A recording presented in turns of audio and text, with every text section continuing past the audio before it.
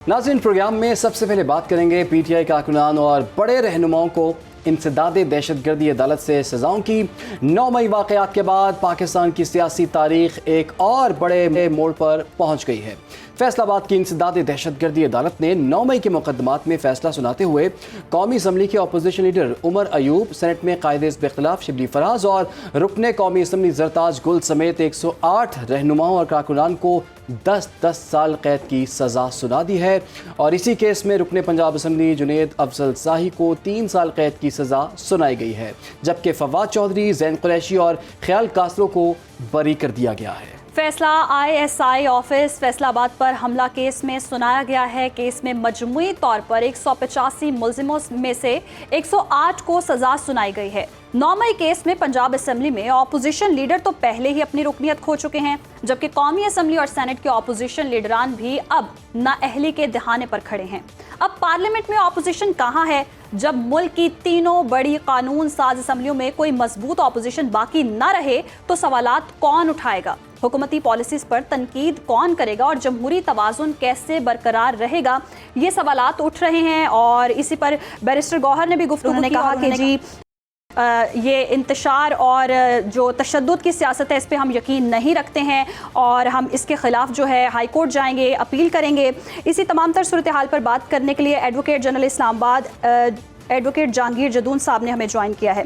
जहांगीर साहब, बहुत शुक्रिया आपके वक्त का। कहिएगा, जिस तरह से ये सज़ाओं का फैसला सामने आया है, आप क्या समझते हैं आईनी और कानूनी एतबार से इलेक्शन कमीशन के पास क्या इख्तियारात हैं, कितनी देर उनको चाहिए होती है इन तमाम अराकीन को नाअहल करने के लिए?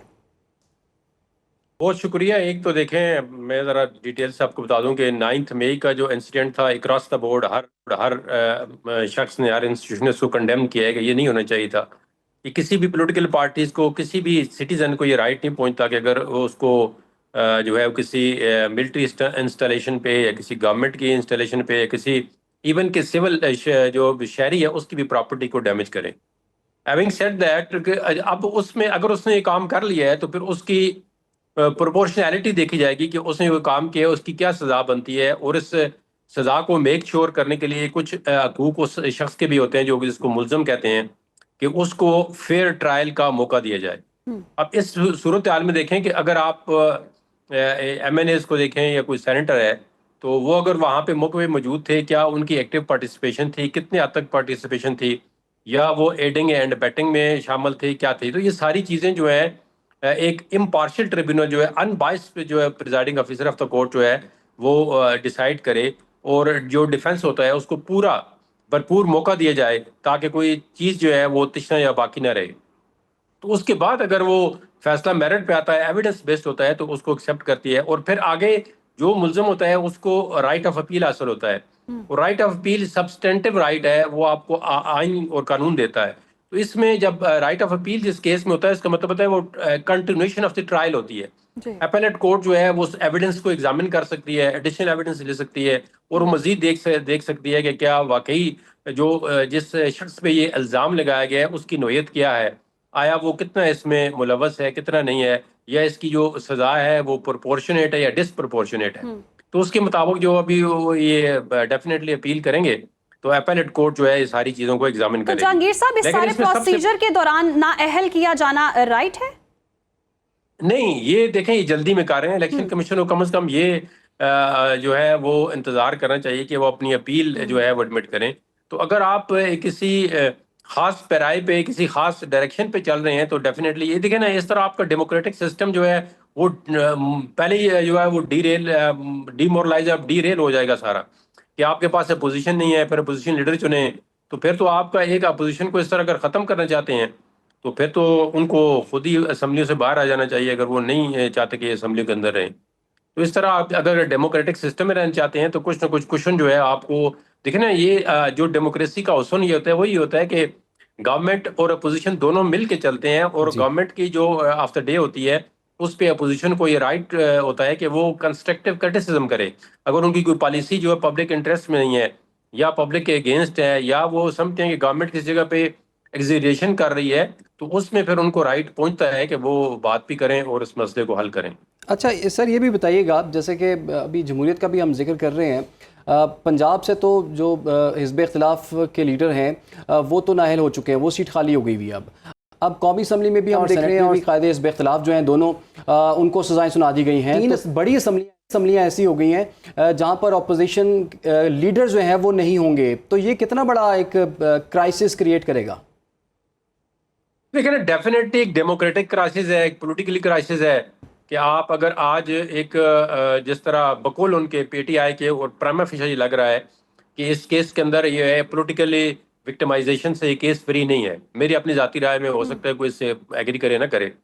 تو اگر آپ دیکھیں نا, آپ اس طرح اگر آپ نے ہر شخص کو ڈی سیٹ ہی کرنا ہے, جو لوگ جو ہیں وہ 1.5 لاکھ یا 80,000 90,000 یا 1 لاکھ ووٹ لے کے آئے ہیں, تو آپ ان کے جو کانسٹیٹوئنسیز کے لوگ ہیں ان کو بھی ڈپرائیو کر رہے ہیں ریپرزنٹیشن سے. ان کا کیا قصور ہے کہ کیا ان کا نمائندہ جو ہے ان کے لیے جا کے بات نہ کر سکے اسمبلی میں؟ کم از کم یہ جو ہے اتنا جلدی میں الیکشن کمیشن کو نہیں کرنا چاہیے, اور اس کو چاہیے کہ وہ اپیل تک ویٹ کرے, یا جو بھی آگے اگر اپیل ان کی سزا سسپینڈ نہیں ہوتی. جہانگیر صاحب, جیسے کہ آپ نے کہا کہ اتنی جلدی نہ کرنے اور اپیل کا رائٹ ان کے پاس ہے, اور اگر اس سارے پروسیس کے دوران یہ بھی ہو سکتا ہے کہ جو سیٹیں خالی ہوئی ہیں وہ پر ہو جائیں, تو پھر کیا صورتحال بنے گی؟ ہے نا, یہی میں آپ کو بتانے والا تھا, پھر آپ نے آگے سے وہ ٹوک دیا ہے. اب دیکھیں نا, ایک اگر شخص کو آپ ڈی نوٹیفائی کرتے ہیں تو وہ ودن 60-90 ڈیز آپ کو وہ سیٹ جو ہے وہ فل کرنی پڑے گی. تو جب آپ دوبارہ سیٹ فل کرتے ہیں کسی اور کو, وہاں پہ الیکشن آتا ہے, تو پھر اگر وہ اس کی اپیل ایکسیپٹ ہو جاتی ہے تو پھر کیا کریں گے آپ؟ تو اس کرائسس سے بچنے کے لیے ضروری ہے کہ آپ تھوڑا ویٹ کریں, اتنا جلدی نہ کریں کہ یہ وہی الیکشن کمیشن ہے کہ سپریم کورٹ کہہ رہے ہیں ایک آرڈر کریں تو 1.5 سال تک 1 سال تک اس آرڈر پہ بیٹھا رہے, اس نے امپلیمنٹ ہی نہیں کیا. کبھی کہتے ہیں جی اس کیس کی وضاحت کریں, کبھی کہتے ہیں جی اس فکرے کی وضاحت کریں. تو یہ اس طرح نہیں چل سکتا نظام.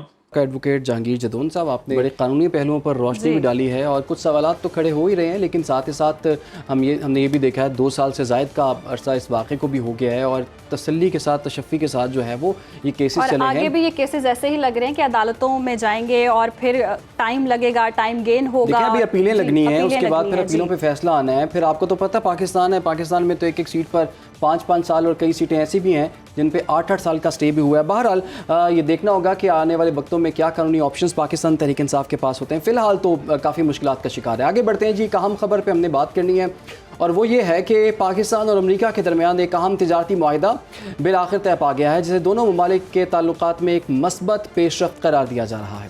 تجارتی معاہدے کا مقصد 2 طرفہ تجارت کو فروغ دینے کے ساتھ پاکستان میں سرمایہ کاری کو بڑھانا ہے, ایک دوسرے کی منڈیوں تک آسان رسائی, توانائی, معدنیات, IT اور کرپٹو جیسے اہم شعبوں میں تعاون کو مضبوط کرنا ہے. پاک امریکہ تجارتی معاہدہ وزیر خزانہ محمد اورنگزیب کی امریکی وزیر تجارت ہاورڈ لاٹنگ اور امریکی تجارتی نمائندے جیمسن گریئر سے ملاقات میں طے پایا. امریکی صدر ڈونلڈ ٹرمپ نے پاکستان سے تجارتی معاہدے کا اعلان اپنی سوشل میڈیا ایپ پر بھی کیا. باخبر رہیے ہر جگہ ہر وقت بر وقت. ابھی سنو نیوز کا YouTube چینل سبسکرائب کریں اور بیل آئیکن پر کلک کریں, اور جانیے ملکی اور غیر ملکی حالات و واقعات یقین کے ساتھ.